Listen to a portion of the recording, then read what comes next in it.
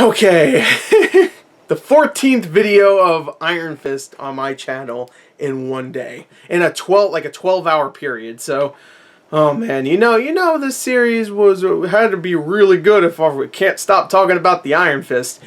I reviewed every single episode of Marvel's Iron Fist. Now I'm here to do a wrap-up where I just talk about the series as a whole. And yes, I do say series, not season, because I really don't think this is getting a sequel or a second season.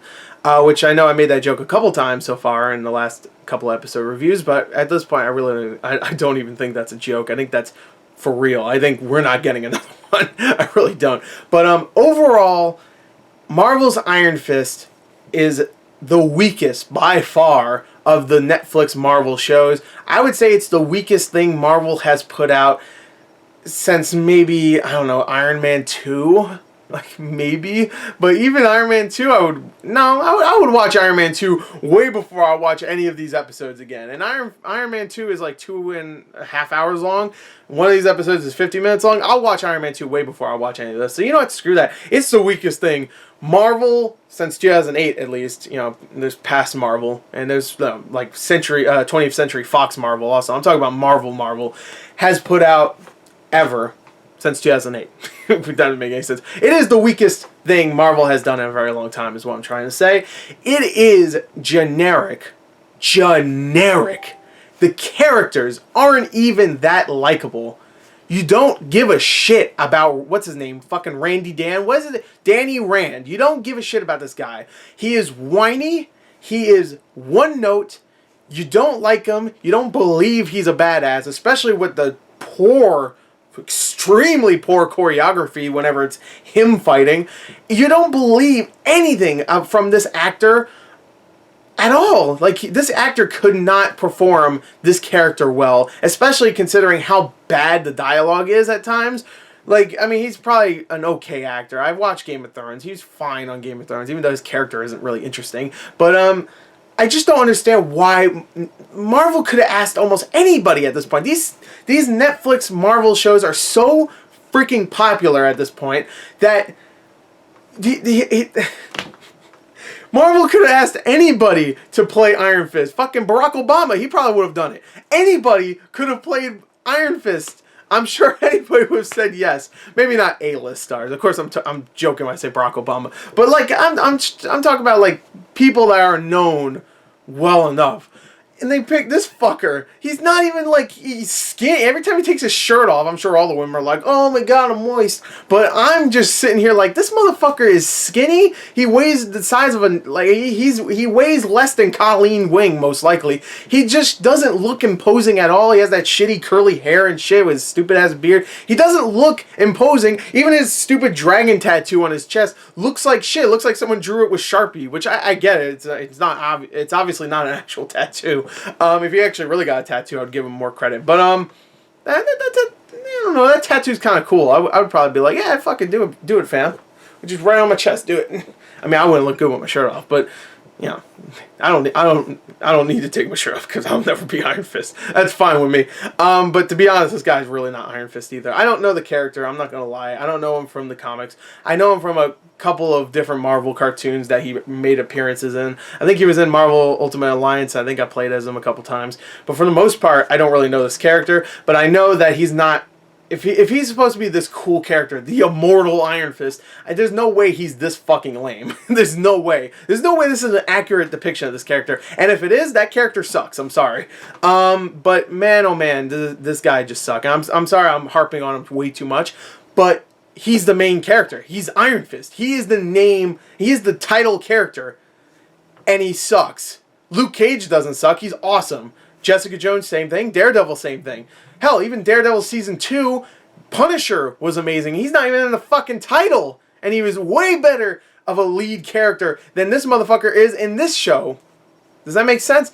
I don't know. But what I'm saying is, even small characters in other Netflix Marvel shows feel more like main characters than this guy does. He's just one note. He gets angry sometimes. He pouts a lot. When he fights, he just rattles off like Chinese wisdom and shit like that. It's so bad. I don't give a fuck about any of his backstory. I really don't. The only stuff that I really liked in this was some of the side characters, and there was a couple of times where the show got gruesome, and not even just violence wise, it just got realistic with its depiction of some characters that I was just like, okay, like there's a character named Ward who in the beginning I didn't really care for. I didn't even like the character, the actor that played him, but he actually grew on me. I started to like that character more because I found him more interesting and stuff, and I found the actor to maybe just grow on me as well. I just felt like he got better. And there's even stuff with his drug problems that felt realistic in the sense that, you know, it felt more like a Daredevil or Luke Cage or Jessica Jones. It didn't feel like this wimpy little shithead we're following around where he's just like, I need to solve the murder of my parents. Like, at least we got this stuff that felt more like we're back in the Netflix Marvel universe. Harold is a really, really interesting character. At first, he seems like a sympathetic kind of guy. You don't know why he's like locked in this apartment. Then you find out the Hand, which of course is the villains from Daredevil Season 1, has something to do with it. And then later on, his character changes multiple times, and you find out at the end of this series what he's all about, and it's a little disappointing, admittedly. But his character is really likable too, and very, very, very interesting compared to our main character, at least. And he's well acted by David Wyndham. He's really, really good in this. Like, David Wyndham is a veteran. I mean, he's been in a lot of shit, like Lord of the Rings, 300, which 300 not something you want to put on your resume for acting. I'm not saying the acting's bad, but it's definitely not Lord of the Rings, where the acting's great in that. But what I'm saying is he's been in a lot of stuff. He was just in Lion. He was in Lion, that Oscar nominated, didn't win any Oscars, but Oscar nominated movie, and he was great in that.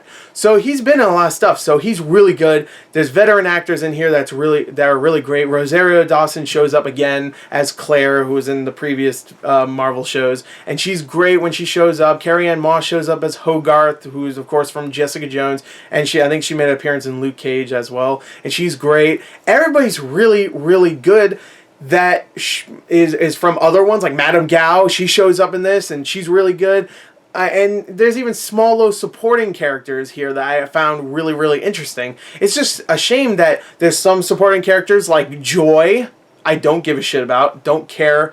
Colleen Wing, who I at first liked, and then later on I found her to be tedious and very, very, I don't know, very one note as well. She's just kind of like a tag along at the end of this. She doesn't really have her own story, and when she does, it kind of gets swept away. Like, now we have to focus on Danny's problems. Screw Colleen. So really, it's not that her character's uninteresting. It's that she is interesting. We just don't know anything about her. So, you know, I can't say she's a good character because they don't focus on her. Bakudo, this freaking Colleen sensei or old sensei or whatever, he shows up and he's lame as hell. There's so many really lame characters, even supporting characters, that aren't just the main character. When it comes to the fight scenes, they're extremely poor. They are very embarrassing at times. There's a couple of decent ones here and there, but even when you compare those to even some of the weaker ones from Daredevil and all these other shows, sorry I keep comparing them, but I have to. I mean, come on.